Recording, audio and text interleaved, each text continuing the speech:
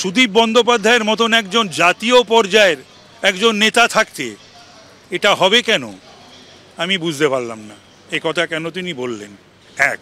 দুই, তাহলে বিলম্বিত বোধোদয়, মাঝে ৬-৭ বছর তো উনি দলে ছিলেন না, তখন এটা তিনি উপলব্ধি করেননি। তাহলে পরবর্তীকালে অবশ্য তিনি এটা উপলব্ধি করতে পেরেছিলেন বলেই আবার দলে 2009-তে ফিরেছিলেন।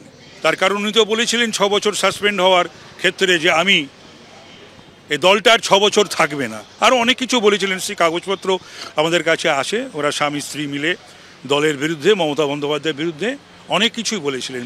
ওনার ব্যক্তিগত নিরাপত্তার কোনো অভাব হতে পারে, কিন্তু প্রশ্ন হলো 60 বালাই মমতা বন্দ্যোপাধ্যায় থাকবেন না কেন? একথা বললেন কি করতে? মমতা বন্দ্যোপাধ্যায় কম করে 10-12 বছরের বড় উনি একথা বলেন কি করে? মমতা বন্দ্যোপাধ্যায় আমাদের সকলের আয়ু নিয়ে বেঁচে থাকুন, আমাদের নেতৃত্ব দিন এবং বাংলার নেতৃত্ব দিন। এটা ঘটনা। মমতা বন্দ্যোপাধ্যায় না থাকলে ওনার অবশ্য যে কথা উনি বলেছেন ওনার সেই হাল হতে পারে।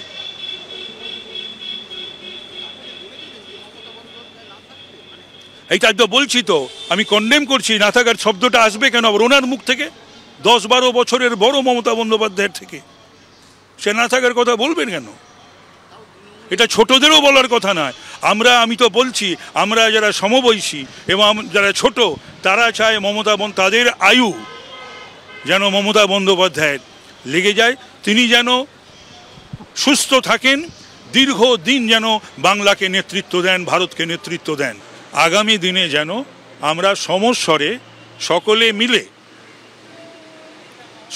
মিলে যেন বিজেপিকে বা বিজেপির যারা আমাদেরকে এইভাবে মাননীয় মুখ্যমন্ত্রী মমতা বন্দ্যোপাধ্যায় থেকে শুরু করে দলকে আক্রমণ করে, তাকে বা তাদেরকেও একইভাবে প্রতি আক্রমণ করা উচিত। আপনি তো নিজে যথেষ্ট আক্রমণাত্মক, বিশেষ করে শুভেন্দু অধিকারীর ক্ষেত্রে বহুবার আপনি চোর বলেছেন, ইত্যাদি বলেছেন।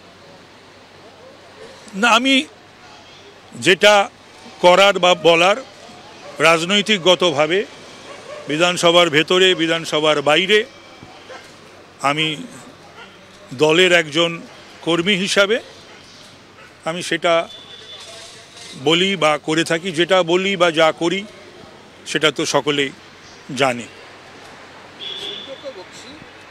মমতা বন্দ্যোপাধ্যায় মুখে নন্দীগ্রামে বিক্রি করতে পারেন, ফলে আদালত পর্যন্ত অপেক্ষা করতে হচ্ছে মমতা বন্দ্যোপাধ্যায় রেজাল্ট নিয়ে। কি বলবেন? এটা নিয়ে আমি সেরকম কিছু কথা বলবো না, তবে নিশ্চিত যে নন্দীগ্রামে যে ঘটনাটা ঘটেছে আদালতে বিচারাধীনও বটে